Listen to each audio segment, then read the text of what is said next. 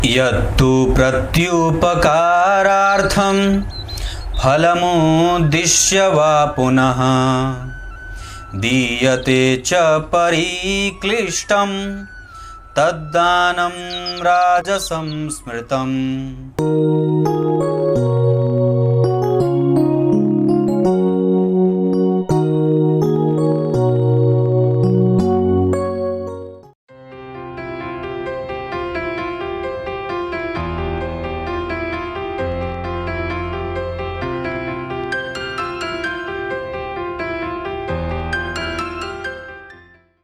जब जन्म कुंडली में चंद्रमा पापग्रह हो जाते हैं तो अब वो व्यक्ति किन किन चीजों से प्रभावित होता है, जरा ध्यान से समझिएगा।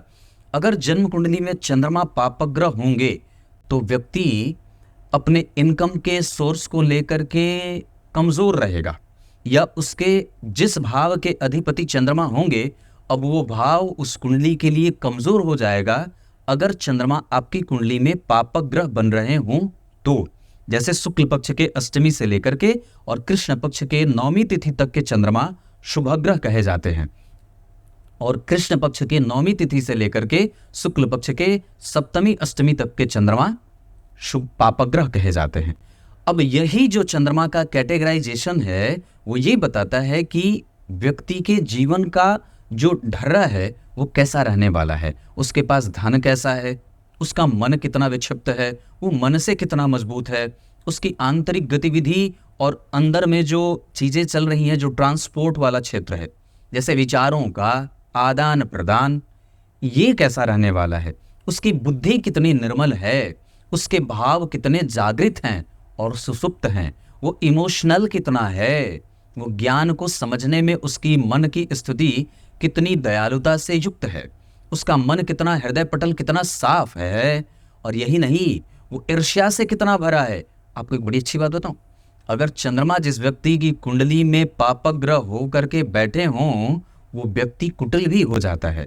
कई बार वो दूसरों के प्रगति को देख करके ईर्ष्या से भर जाता है, क्योंकि चंद्रमा है मन, और मन मस्तिष्क जब कमजोर हो जाए तो वो व्यक्ति के उच्च श्रृंखलता का प्रतीक बन जाता है। वो कई बार व्यक्ति दूसरों के कामों में नुक्ताचीनी करता करता फिरता है, ये चंद्रमा के कमजोर होने के कारण ऐसा होता है। ऐसा चंद्रमा के कमजोर, क्योंकि वस्तुतः चंद्रमा मनुष्यो जाता मनस्तु हितगु, चंद्रमा को मनस्तु हितगु कहा गया।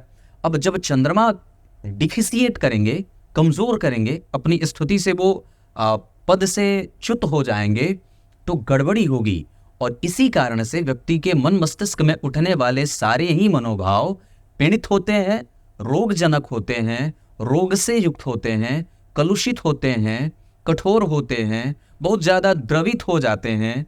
अपनी भावनाओं को व्यक्ति सही तरीके से अभिव्यक्त करने में स्वतंत्र नहीं होता है, कठोर तो नहीं पर बहुत ही ज्यादा दुर्दांत भी हो जाता है। वो अपनी इच्छा शक्ति को संपूर्णतया फ्लरिश करने में उसे दिक्कत भी होती है।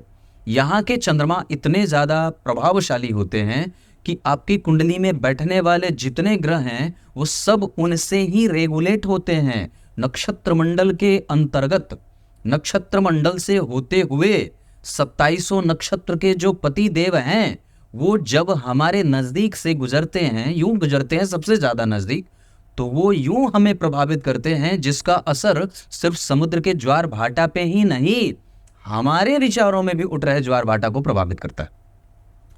अगर कोई व्यक्ति सुबह उठा और बहुत ही ज्यादा एकदम खुश है तो उसमें चंद्रमा की बात होती है, और अगर कोई व्यक्ति उठा और सुबह से ही किरकिर कर रहा है, किचकिच है, उसका दिमाग अशुद्ध हो रहा है, बड़ा परेशान सा है, तो उसमें भी ये बात समझनी होगी कि वही चंद्रमा ही इसे रेगुलेट कर रहा है। वो गैस के नॉब की भांति हो जाते हैं, वो आपके रक्त प्रवाह को लेकर के विचारों के प्रवाह तक को प्रभावित करते हैं भगवान।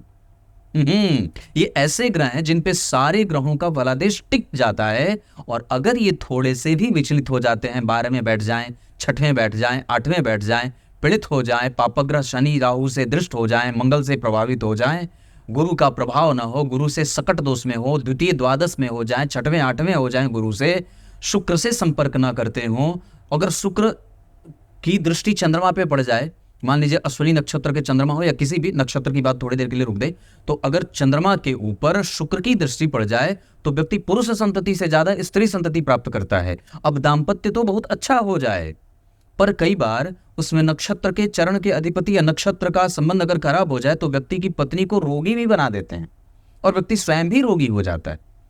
ऐसा भी होता है। तो ये एकमात्र ग्रह होते हैं जिन पे सारी कुंडली के सारे ग्रह और सारे भावों का फलकथन निर्भर करता है। एकमात्र ऐसा ग्रह जिनको अगर ठीक कर ले जातक तो निसंदेह उसके कंसंट्रेशन में, उसकी पॉसिबिलिटी, जो काम करने की क्षमता है वो उसका रेगुलराइज होना, उसके रोग प्रतिरोधक की क्षमता, रोग प्रतिरोधक क्षमता जो है, और निर्णायक बुद्धि, डिसीजन मेकिंग कैपेसिटी, ये सारी चीजें उसकी कुंडली में मजबूत और कमजोर होती हैं और वहीं से नियंत्रण होता है। ये सारी चीजें वहीं से नियंत्रित होती है। इसमें एकमात्र आप तो समझ लीजिए कि आपकी कुंडली में चाहे जितने भी अच्छे योग बने हों, अगर मान लीजिए मालव्य योग आपकी कुंडली में बना, गजकेश्वरी भी बन रहा है किसी भी तरीके से, और चंद्रमा पीड़ित हो रहे हों, पाप पीड़ित हो रहे हों, तो गजकेसरी का भी परिणाम कमजोर होगा, मालव्य का भी परिणाम कमजोर होगा, रुचक योग का भी प्रभाव कमजोर होगा, शश योग का भी प्रभाव कमजोर होगा। अब ये सारे ही जितने राजयोग बनने वाले हैं आप लोगों की कुंडली में, ये सब थोड़े थोड़े मतलब निष्कलंकित नहीं रहेंगे, थोड़े से डिप्रेसिव होंगे। तो कहने का अर्थ है कि ये चंद्रमा की महत्ता है। ये आपके रेगुलर इनकम का द्योतक होता है, ये आपके रेगुलर आपको नियमबद्ध करता है, आपको सामने वाले को संप्रेषित कला से कैसे अपनी कला से उसको प्रभावित करना है, ये बात चंद्रमा पे निर्भर करती है। अपनी बातों को सजा करके रखना, मनोभावों को सही तरीके से अभिव्यक्त करना, ये सारी चीजें चंद्रमा पे निर्भर करती हैं। गीता जी के 17वें अध्याय के 21वें श्लोक में भगवान ने बात कही है। क्या कही है? जो दान मुझे फल की प्राप्ति कराएगा ऐसा सोच करके किया जाता है उसे राजसिक दान कहा जाता है। मतलब आपने जो भी किसी को दिया और उसके बदले ये सोच लिया कि मुझे इसका कुछ फल मिलेगा, तो उसे राजसिक दान कहते हैं। पद्म पुराण की बात है, अगर जो धन इकट्ठा कर रहे हैं ये सोच करके कि मैं इकट्ठा हो जाने के बाद दान कर दूंगा, उस दान का बिल्कुल भी फल नहीं मिलता और साथ ही साथ उल्टा दोष भी लगता है। कुछ इसी तरीके से आज के कार्यक्रम का समापन करते हैं। तब तक के लिए इजाजत दीजिए। कल एक बार फिर से उपस्थित होंगे आप सबके सामने। तब तक के लिए बहुत बहुत नमस्कार।